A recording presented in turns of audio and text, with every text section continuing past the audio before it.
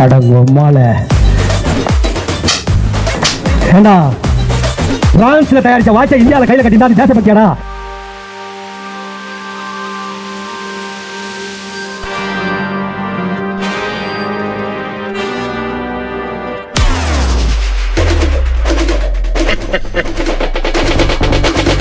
என்ன நடக்குது?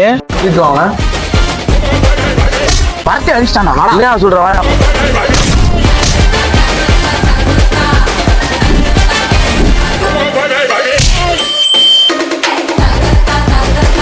தம்பி என் மூச்சவ பேச்சவ பேர் சொல்லும் அழக